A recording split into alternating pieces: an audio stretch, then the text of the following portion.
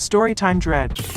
I've always considered myself a pretty average guy, living a relatively normal life, but there was one night about a year ago that turned my world upside down. It was an experience so horrifying and bizarre that I'm still haunted by it. I had just finished dinner and was headed to the bathroom, nothing out of the ordinary. Little did I know, that was about to change in the most grotesque way possible. When I got closer to the toilet, I noticed something wasn't right. There was a strange gurgling sound, and the water level seemed unusually high. My heart started racing as I watched in utter disbelief. Slowly, but surely, body parts began emerging from the toilet bowl. First, it was a hand. It was pale, seemed like it had been cut off, and it was covered in grime. I didn't take it seriously. I figured it was some sort of sick prank, so I picked it up. It was the worst thing I could have done. I expected the hand to feel like rubber, but it was squishy, and it started falling apart while I was holding it. That's when I got hit with a smell so awful I almost passed out. I didn't know what to do, so I just dropped it back in the toilet. I was still trying to convince myself that someone had flushed their Halloween decorations, when everything took a turn for the absolute worst. As I watched in horror, more body parts started floating up through the toilet. I saw fingers, and an eye before the room started to spin, and I thought I was going to be sick. I tried to make sense of what was happening, but I just started to panic. I didn't know what else to do, so I called 911, but when I told the operator what was happening, what she said made me regret calling. I guess she didn't believe me, because she told me I would be arrested for wasting her time. I thought once the police got there I would be able to explain everything, but it only spiraled out of control even more. When the police officers arrived and saw my toilet, they immediately treated me like a criminal. I was taken out of my apartment and handcuffed, since they thought I was responsible for what was in my toilet. It took weeks for them to believe I wasn't the person who did it. Turns out it was my neighbor. When they knocked on his door to question him, he ran. The detectives took one look around his place and knew it was where the parts came from. Apparently he was flushing them down the toilet and the sewage system clogged and backed up into my apartment. I still haven't heard anything about my neighbor being found, and to this day, I can't look at my toilet without feeling dread.